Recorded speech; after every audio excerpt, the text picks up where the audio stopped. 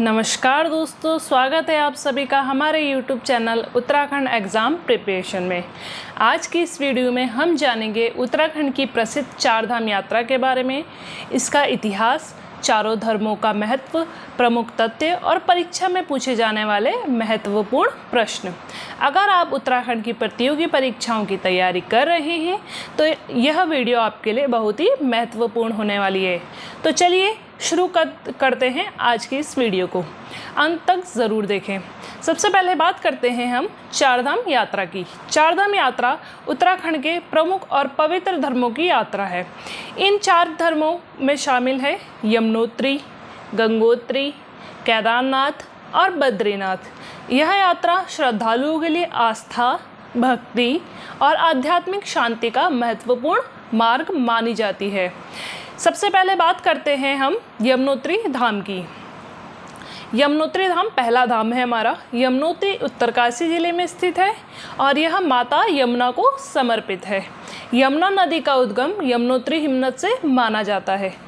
यमुनोत्री धाम के प्रमुख आकर्षणों में यमुनोत्री मंदिर और सूर्य कुंड प्रमुख हैं। अब बात करते हैं हम गंगोत्री धाम की, जो कि हमारा दूसरा धाम है। गंगोत्री भी उत्तरकाशी जिले में स्थित है और यह माँ गंगा को समर्पित है। गंगा नदी का उद्गम गौमुख हिमनद से माना जाता है।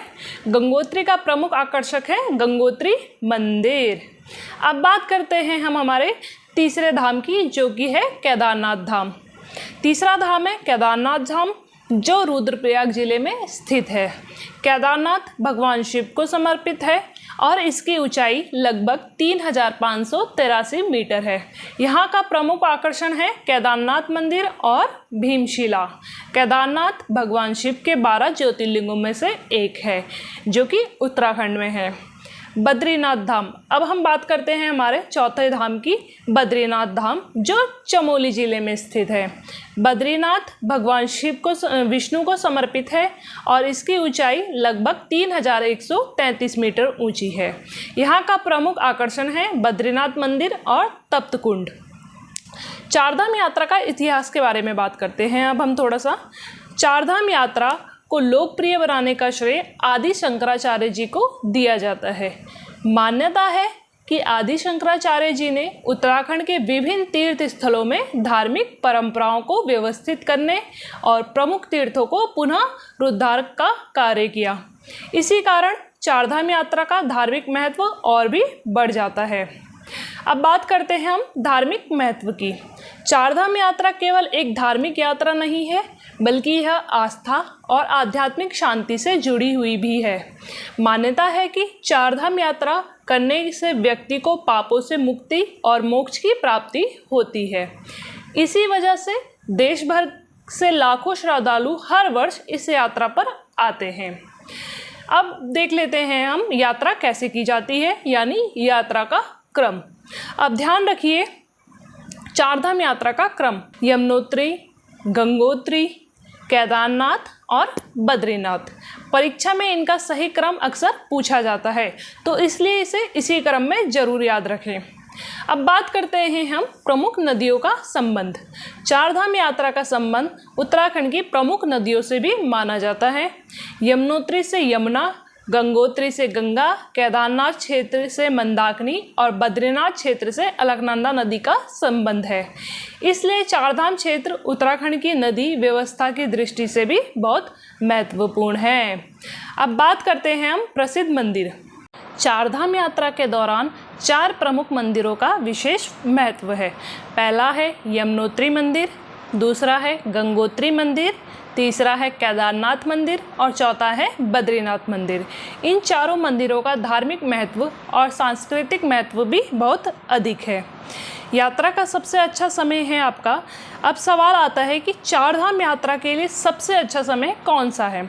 सामान्यतः यात्रा का मुख्य मौसम अप्रैल या मई से अक्टूबर या नवंबर तक माना जाता है। सर्दियों में भारी बर्फबारी और कठिन मौसम की परिस्थितियों के कारण यात्रा प्रभावित हो सकती है। इसलिए यात्रा से पहले मौसम और प्रशासन की नवीनतम जानकारी ज़रूर देखनी चाहिए। जब भी आप यात्रा करने आएँ तो मौसम ज़रूर देख कर आएँ। चारों धामों की ऊंचाई।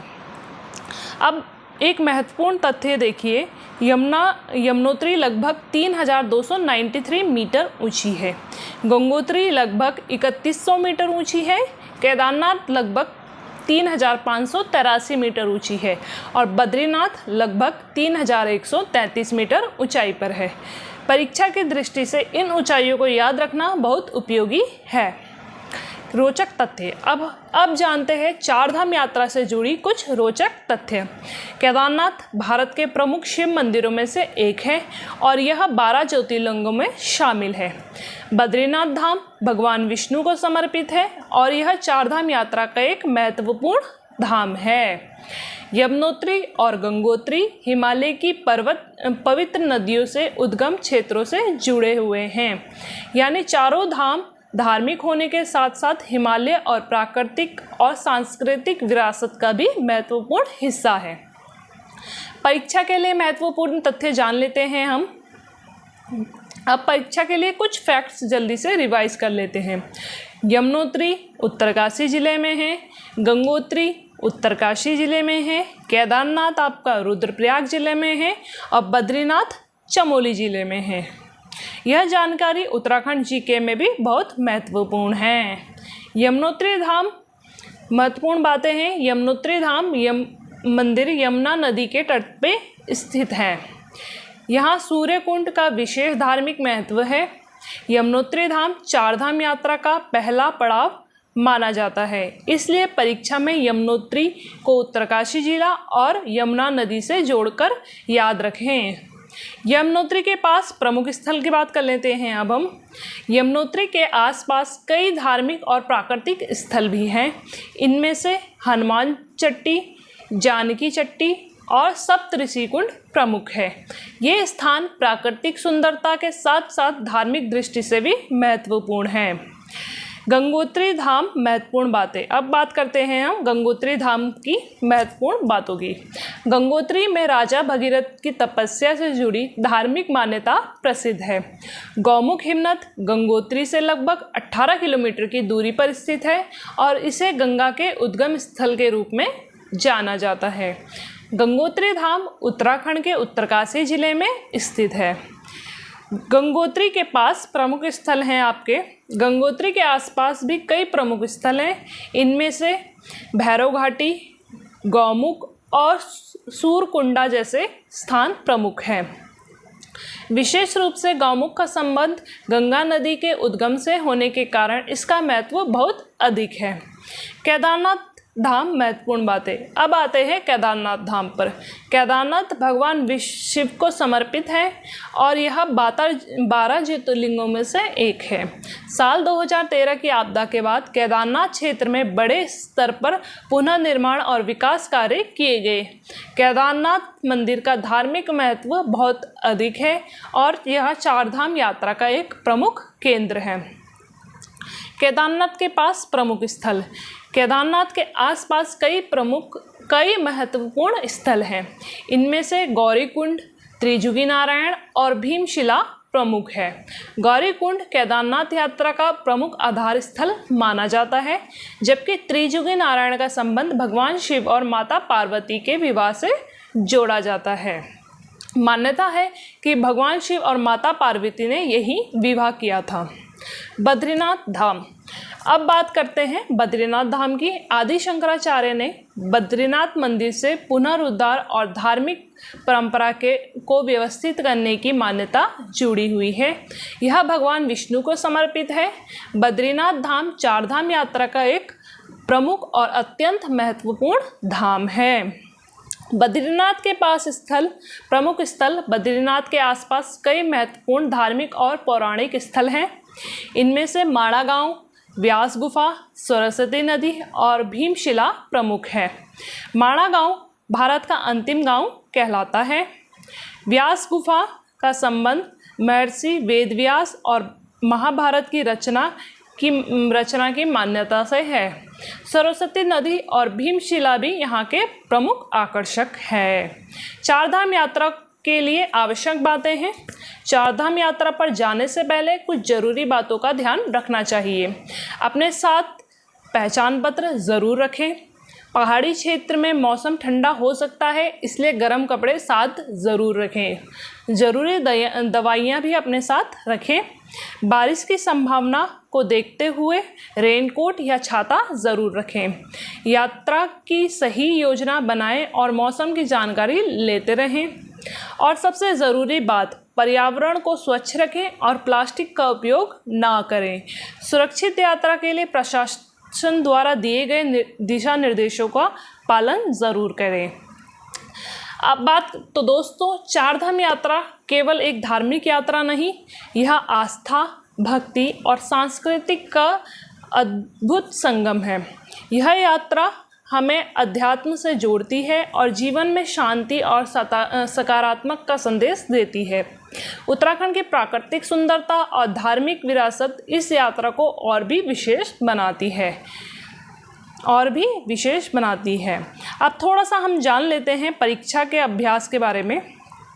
अब शुरू करते हैं परीक्षा अभ्यास। पहला सवाल है आपका, बद्रीनाथ धाम की स्थापना किसने की मानी जाती है? आपके ऑप्शन है आदि शंकराचार्य जी, या भगवान शिव, या पांडवों ने, या भीम ने। अपना जवाब कमेंट में ज़रूर लिखें। सही उत्तर है ए, आदि शंकराचार्य जी ने। बद्रीनाथ धाम के पुनरुद्धार और धार्मिक परंपरा को व्यवस्थित करने का श्रेय आदि शंकराचार्य जी को दिया जाता है। अब बात करते हैं हम, गंगा नदी का उद्गम कहाँ माना जाता है?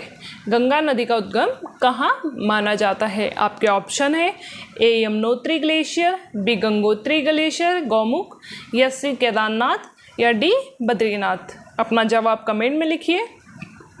सही ऑप्शन है बी, गंगोत्री ग्लेशियर यानी गौमुख से।